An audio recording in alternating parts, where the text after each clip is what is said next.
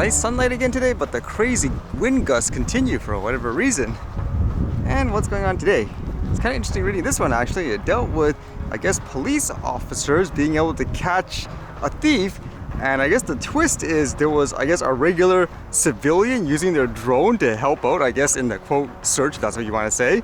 It says on May 28, 2023 at approximately 6:25 a.m., officers were dispatched to Finch Court for a report of a subject breaking into the victim's residence. The victim advised a black male had broken down his back door and entered the house. The victim fled the residence through the front door and ran to his neighbor's home. The surveillance at the residence showed a black male adult wearing a blue jacket, black sweatpants, and a gray shirt wrapped around his face. Forced entry by shattering the rear sliding glass door. Night shift and day shift officers arrived on scene and set a perimeter around the house with assistance from CCSO and Pino PD. Once a perimeter was set, the Richmond Police K9 Cash and his handler responded to the scene along with 2 additional officers. An entry team cleared the residence and tracked the suspect, but no suspect was located. During a walkthrough for items taken, the victim advised approximately $30,000 of cash and property was stolen. And here was the twist. It says at approximately 9:48 a.m., a neighbor on Bluebird CT, previously spoken to during the neighborhood canvass, advised he was flying his personal drone and located a subject hiding in the green belt area behind the court. While officers were en route, the resident updated that the subject had left the hiding place and entered a gray sedan that appeared to be an Uber driver. Officers located a gray Honda Accord with Uber logos in the window at the corner of Meadowlark and Tanager Way. A high-risk stop was conducted and a subject matching the exact description of the suspect in the surveillance video exited the rear passenger seat of the Honda. A search of the rear passenger seat of the Uber revealed over $30,000 of the victim's property on the floorboard where the subject was seated. The suspect, a juvenile from Texas, was taken into custody and booked at the juvenile hall. So that's kind of interesting. A person using their personal drone in this case, finding a suspect, but it makes you wonder in terms of legality and all that, because there is that case too, if you remember, where in one place in the US, people are saying, oh, the officials use the drone to, I guess, invade their privacy. How about in these cases, where, again, you can actually use a drone like a regular person to capture some kind of crime or whatever that's happening? Would it be, quote, illegal to do that in situations where people shouldn't even do it, or would you do it anyways, knowing that you could catch someone? That'd be kind of interesting actually to think about in the future, because nowadays, even with things like cars and dash cams, people actually ask, like the police officers, if you were driving around this area, please check your dash cam footage. Would people treat that as the same? When it comes to things like a recreational drone, where the more people using it, obviously in a safe way and all that, then it should be perfectly fine. It could benefit people too. And there was a lot of news about this today, which I was kind of fascinated about, where people kept talking about Apple releasing a new VR headset of sort. Well, it seems like this one is a VR AR headset. I guess AR would be a little bit more appropriate. It's called here the Vision Pro. So what exactly is it? I guess what they say is for a lot of VR headsets, you basically wrap it around your head, you see nothing but the screen, but this one they're saying you can actually see through the actual screen and at the same time see the objects in front of you, whatever it may be, so you can interact with it in the real world and all that. But the sounds of it, it's really expensive too. That was the assumption.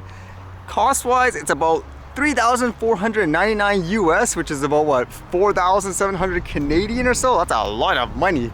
I don't know who this is targeting in terms of someone that would need it or want it right away. Is it just the fact that, hey, it's something new? Kind of reminds me of like those Google glasses before. They never became a thing to my knowledge, but yeah, at that price, I'm not sure who it's actually targeting.